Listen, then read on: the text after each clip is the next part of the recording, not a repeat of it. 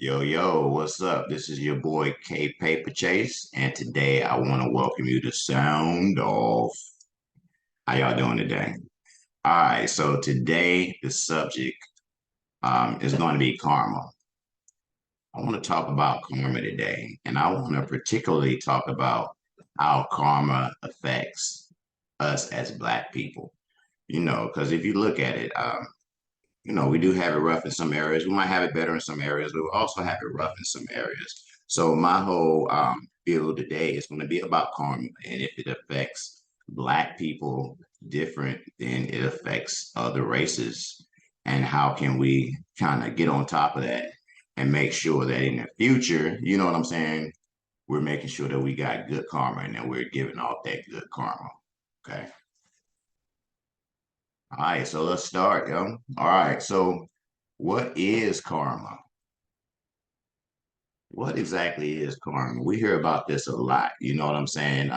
They even have YouTube videos that say instant karma, where you do something and then you have an instant reaction. So that's basically what karma is. Karma is action. So when you're in karma, that means that whatever action you have is going to have an equal reaction. So basically, what goes around comes around in karma. Now, it's a lot of different schools of thought as far as to the karma, because some people will say that, karma is fast, but my opinion, what I think that it doesn't necessarily always happen like you think it might happen. Sometimes you may do something and karma takes years or even lifetimes, you know what I'm saying, to affect you. So that's what I want to talk about and just talk about what karma really is. All right, so what people think karma is. All right, so remember back in the day, we used to always say, okay, don't laugh at that handicapped child because your child is going to come out handicapped. I think that's an example of karma, and that's an example of an understanding of karma that a lot of people have. You know what I'm saying?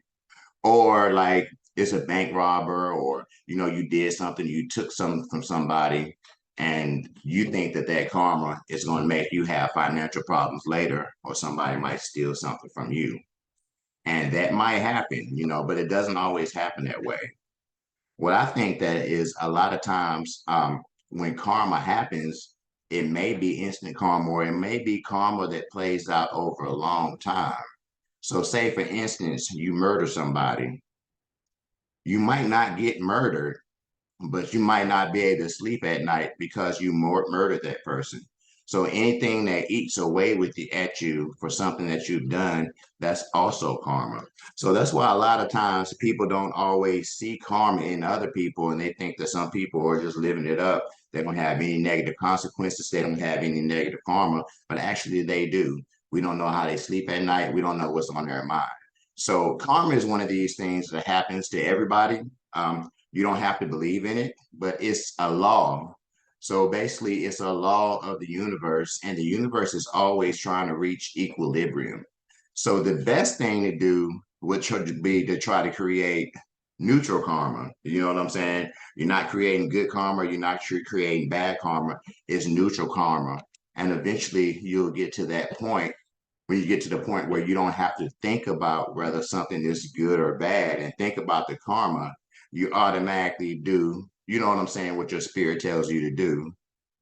And it's not a good or bad reaction. You're keeping that equilibrium, you're keeping that balance. And then something that I was looking at is that karma for one person may not be the same as karma for another person.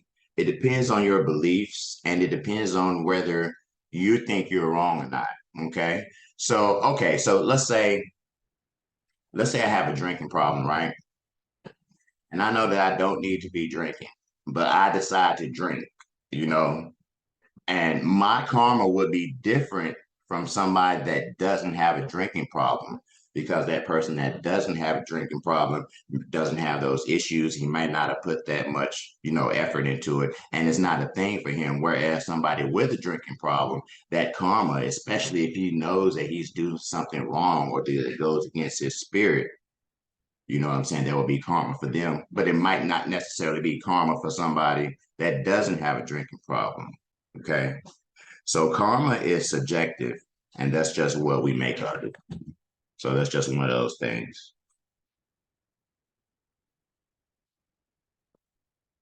And I think another misconception is that you can't get rid of bad karma by doing good things. All right. Whenever you do something bad or something negative, or any action for that matter, it's going to be karma. So let's say you do something real bad. You're just a piece of shit. You just do bad stuff all the time. And you decide that you want to do something good to get rid of the karma. That doesn't get rid of the karma.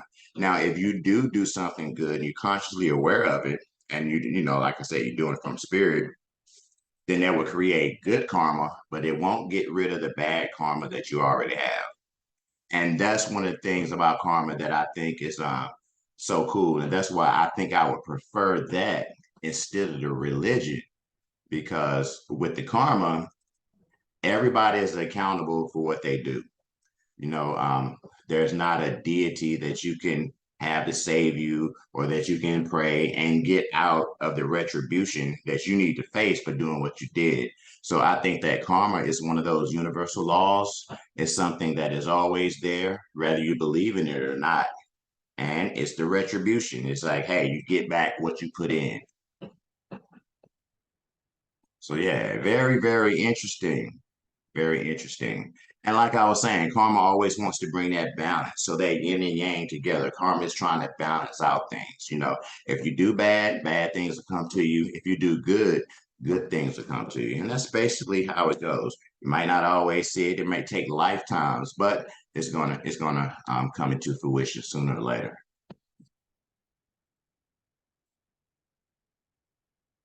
All right. So as far as karma and black folks, all right, I think this is kind of unique with us because when you think about it, karma is about a mindset. It's what you think is right. And if you're going against your heart, going against your inner self. So depending on how you think and your perception of the world will depend on how karma affects. So, as Black people, we can suffer from a negative collective karma of trauma, discrimination, stereotypes, and indoctrinations that others may not experience in the same way we do.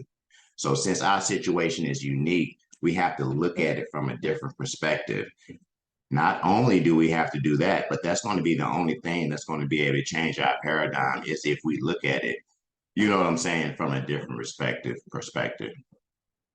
So that's what we need to start doing as Black folks. And a lot of bad stereotypes and stuff that we put on ourselves, we need to stop thinking about that. Because let's do an example. Okay, so if you feel like, okay, let's just say I feel like I was born a sinner. You know what I'm saying? I was born a sinner. I'm automatically bad. I'm an evil person. So all my life, I have to try to make that better or prove to be a better person because I was born as a sinner. A person that feels like they were born as a sinner, they could actually get bad karma for doing something good. Does that make sense? So somebody can get bad karma for doing something good if their mindset has a negative mindset. All right. So say you think that you're destined to be this, or you're destined not destined to be anything. You have a low self-esteem. I'm not doing do anything in life. I'm just a piece of shit. So when you try to go get a job or try to do anything positive, you can actually create bad karma for yourself because you actually believe that you're going against, you know what I'm saying, what you're supposed to be. And this is very important. I think a lot of people of color, we go through this. You know what I'm saying? If you don't think that you're going to be anything or deserve to be anything, once you do something to try to be something, it goes against your inner thoughts and what you're really thinking. So you can get bad karma for that. So we have to be very, very, very careful. Okay, and this is something that I found out, looked up. This is the wheel of America's racial karma. So yeah, I would be interested to hear, you know what I'm saying, what y'all think of that about this and how the wheel works. Um, my interpretation is that You can go either way on this wheel. So right here in the middle, we have intent. So intent can lead to manifestation or it could lead to continuation. But we notice that intent is right here. So that's why karma is so important because it's all about your intention. Let me give you another example. Say you have good intentions. You throw a surprise birthday party for your best friend at his favorite theme park or club or whatever. You know what I'm saying? You just go ahead and throw the party. The intent was great. But let's say somebody gets killed at the party. You will not have bad karma for that because your intentions were good. Your intentions were to have a good time and it came from the heart and what you did. So even if that brings something bad or a bad circumstance, you wouldn't have karma for that because it's about your intentions. Intentions are very, very important. So that's why I'm saying, people, we got to change the way we're thinking because our intention is everything. Our intentions is what we manifest. And then if you go back on the wheel, our intent is a continuation. So it continues, all right? Then we see right here, it says retribution. Basically, retribution is payback. So that's a piece of karma too, because, everything wants to balance out. So their retribution is going to be payback or somebody paying for what they did. And people always pay in karma. We don't always see it. It may take years, may take lifetimes, but that retribution is something serious and it always happens, whether you believe in it or not. Okay. Then on the outside, we have transmission and manifestation. So it's basically, my interpretation is basically a wheel and you go around a circle. But if we look on the very inside, we have a triangle. And, just looking at sacred geometry and stuff like that, this triangle is the most important part and it's in the middle of the circle. So we see this first thing right here, the tip of pyramid is behavior because behavior is the most important thing. We have intent and we have behavior. So our intent shapes our behavior. All right. So what is behavior? Behavior is thinking what we think. You can actually get bad karma from thinking. That's what I'm trying to tell you. So if you're thinking negative thoughts, if you're wishing bad on people, it's just as bad as doing it because thinking thoughts are things. Every time you have a thought, it's a vibration. It gets sent out. It's an actual wave that gets sent out, and it tries to kind of group together with different thought forms that have the same thinking. So it's a real thing. So you can get karma from thinking. Okay. And then if we look right here, it says speech. All right. So not only have we thought it, we don't spoke it. So what you try to do is you try to go backwards. This is what I did. All right. You try to change your behavior first. Change your behavior, change the way you act. But once you change behavior, you still might say slick shit. You know what I'm saying? You're still going to have a mouth on you. Then you try to change your speech. Once you change your speech and you stop talking it, the ultimate goal is to change your thinking because once you change your thinking pattern, you're going to have little new neurons and stuff firing off in your brain, and that's going to allow you to grow. All right. So eventually, we want to be able to change our thinking so that we're not even thinking these negative thoughts or anything that's going to be like constricting us or confining us. And by doing that, we know we won't have the speech or the bad behavior because we're not even thinking it. You know what I'm saying? We're on a different level now. Yeah, so a lot of good stuff, man. So much that I was looking up into this. I said I really want to talk about it. Yeah, like let's talk about it.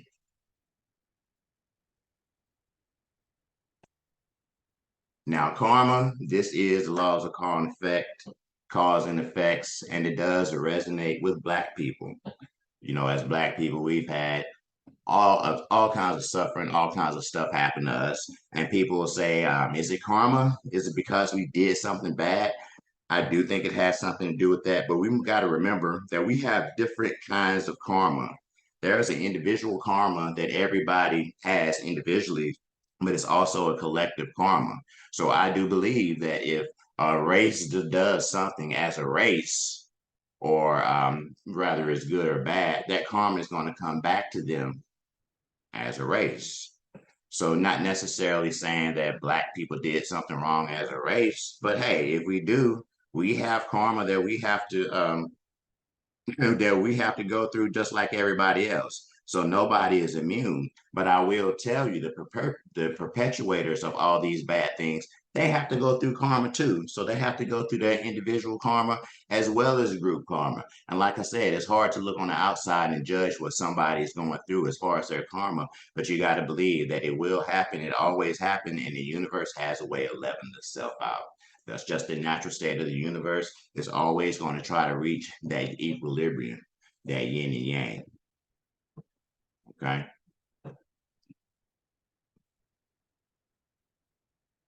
All right, so there's some rules. There's some rules I got for you. And these rules, I think, will help us to be able to better navigate this, better navigate the karma, better able to make sure we're not only not producing negative karma for ourselves, but make sure we're getting that good karma too, so we can expect better things to come in the future by changing our actions. And that's by changing our speech and then eventually changing the way we think. Once we change it from our brain, from the way we think, we're not going to be able to do those actions because it's no longer a part of our paradigm. Okay. All right. So here's some rules. So these are some secrets, like laws, and this is what I came up. And I think if everybody kind of lived by these principles, it would be a lot better, a hell lot better. All right. So let's go. Nothing exists from whose nature some effect does not follow. See, so even Spinoza was talking this back in the day. So basically, everything has a cause and effect. You can't think that you're going to get out of doing something wrong and not have to pay the effects, because karma is going to make you pay. No matter who you pray to, no matter who you worship, there is no way to clean the slate without that equilibrium, without that balance. Okay. Now, here's an important one too. You get what you put in. You know what I'm saying? Easy come, easy go. A lot of times, we might feel like we don't want to put in the work. You know, we want to take a shortcut, and that's cool. And some stuff that you're able to take a shortcut, take a shortcut. But when it comes to things that really matter, just always know that the more work that you put in it, the more you're going to see the fruits of your labor. So, and I mean, you might not see it at the beginning. Sometimes it's really, really hard to see the big picture. You know what I'm saying? It can be really hard to do that. But you got to stay in that right perspective. Once you stay in the right perspective, you'll be okay. And the thing about karma is that I said it affects everybody. There's no way that you can get away from it. You know, you can say you ain't got it, but you got it. Everything has a cause and effect. Every action causes a reaction, whether you believe in it or not. Now, everything connects to everything else. All right. So, for example, sometimes we can go through things and at the moment we can't see how it affects the big picture. All right. So we can go through things or we can do things and not realize that without that step, you wouldn't have got to the big picture. You know what I'm saying? Um, I'm trying to think of an example. Trying to think of an example here. Okay, so say you went to the bank and you just happen to be there, and the person at the bank is like, "Yo, let's open up this bank account." And you're like, "That bank account is going to help me. I really don't need to do that right now." But for some reason, you know what I'm saying? You open up the bank account, then you have your blessings. You start having your breakthroughs. Things start coming through, and you found out that the merchant or whoever is paying you is drawn on that bank. So at the time, a year ago, when you made the bank account, you was like, okay, it's just another bank account. It's no big deal. But you see how it turns into the bigger picture, because now your merchant that you're working with works with that bank. You were able to start immediately. You already had your bank account. Everything was already set up. It's been set up for a year. You know what I'm saying? So that's what I'm learning to do. So go ahead and make your infrastructure, because what's going to happen is that infrastructure is going to help. For example, I have an Instagram page. I started this about 2 years ago, and I was like, yo, I'm gonna make these memes. I'm gonna figure out how to monetize these memes. I'm gonna start Soundoff. I'm gonna do my thing. So I made all these memes, And at the time, that business really didn't turn out like I wanted to because I really couldn't figure out a way to monetize the memes. You know what I'm saying? But now, since I'm doing this YouTube channel, I'm able to go back and use all 300 of those things, whether I'm making YouTube shorts, whether I'm actually using these for my slideshows. So all the infrastructure and everything that I did, I need it now. So realize that everything connects. Everything that you do is always building towards that big picture. So that's why you got to have that big picture in your mind. You got to know what you want. And you've got to make sure that you create that positive karma. Okay? Yeah, we all positive. We want to create that positive karma. Okay, and another thing, a rule or something that I notice I think is good to look at is what you resist persists. All right. You want to be real with yourself because karma is real. The thing about karma is it's a law. It automatically happens. It doesn't think about good or bad, if this person is going to hurt, if this person is going to be happy. It doesn't think about pain, anything. Just like when you see the cute little baby deer getting eat up by the alligators. That's just the law of life. That's one of the rules of the universe. So it isn't about feeling. It isn't about whether it's good or bad. It's got to reach that balance. Not good or not, it's not bad. It's balance. So actually, if you look at it, the balance and the reaching of that equilibrium is the right thing to do.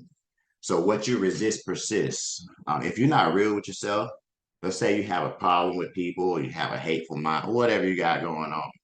If you resist it, if you're not able to look at yourself, observe these behaviors and actions and thoughts and the speech and stuff that you say, you're never going to get rid of it. You got to be able to look at yourself honestly. You got to be able to be objective and step outside yourself and be able to see what you may be resisting. We all have little demons and stuff that we try to hold inside. You know what I mean? You can't do that. You got to go ahead and be brave, stand up to yourself. So whatever you got to do, if you got to have you a dark night of the soul or dark nights of the soul or whatever, you got to go through it and you got to figure out yourself and you got to be able to look at yourself and you got to love yourself. You got to love the good part and you got to love the bad part because you're not going to be able to get rid of it until you accept it. So what you resist definitely persists.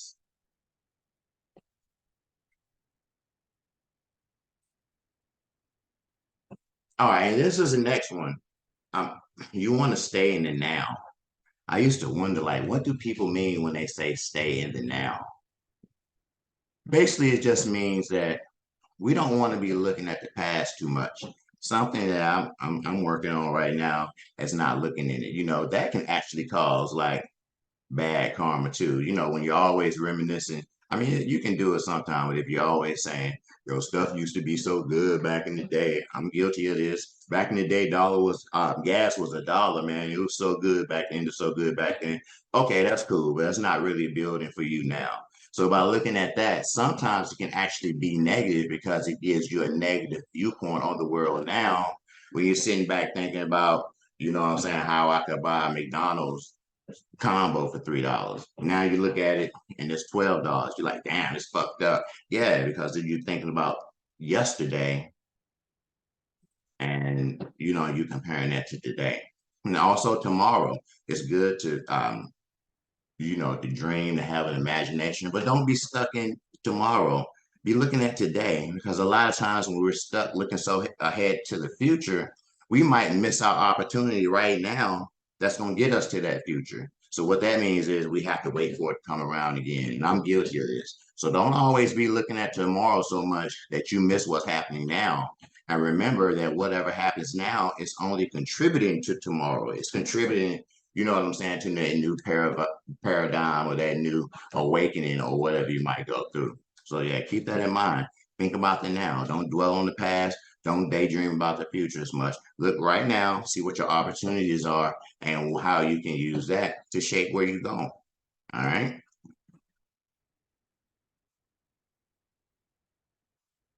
All right. So the next one is choose wisely what you focus on. Focus is important.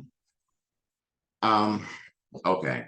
Sometimes I feel like this is a good thing. Sometimes I feel like um I don't know. It can be wasting some. All right, I'm a multitasker. I like to work on more than one thing at a time. But I do find out that if I focus on that main thing, or even if it's a couple of things, if I focus on the important stuff, then I'm better able to get that together. So always focus on something positive instead of negative. I mean, we're gonna have negative thoughts. You let that thought go through your head. Go ahead and think it. It's got to finish its thought.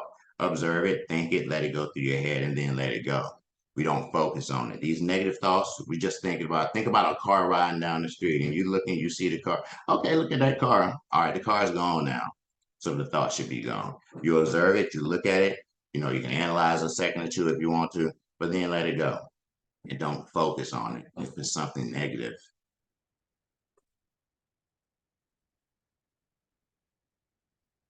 All right, this is my last one, and this is a good one for me too.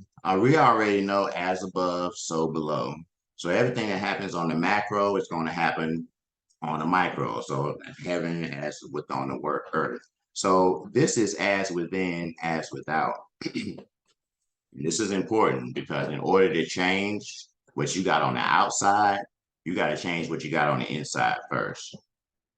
Um, a lot of people get confused with this. Like, just say you want to be rich. You want to be rich, but you're still hanging around broke people. You want to be rich, but you haven't stepped up the way you dress. You know what I'm saying? You haven't started acting better. You haven't started acting rich. You haven't done nothing. So basically, what I'm saying is you want to already be living a life that you're trying to get to. You got to start that right now. So, if it's a rich thing, you got to start living like you're rich now, bro, because that's the only thing that's going to get you on that vibration so that you can easily transition. So as within, so without. If you got a fucked up inner world, if you got a scarcity mindset, a crabs in the barrel mindset, that kind of thing in your head, until you get rid of that, you're not going to attract the wealth.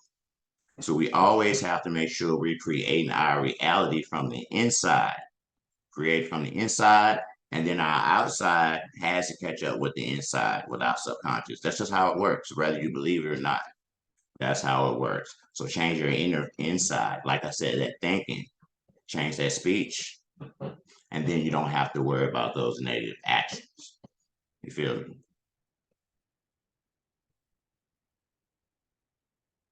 Yeah, so they say karma's a bitch, but we gotta tame this karma. We gotta make sure this karma is working for us.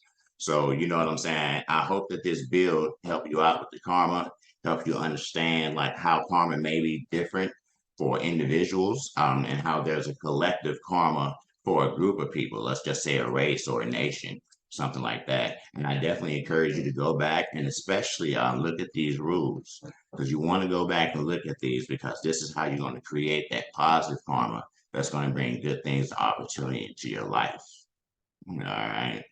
All right. So I'm going to stop preaching, y'all. I want to thank you for joining Soundoff. Thanks for coming through. This is your boy kpaperchase, and I'm going to catch you next time.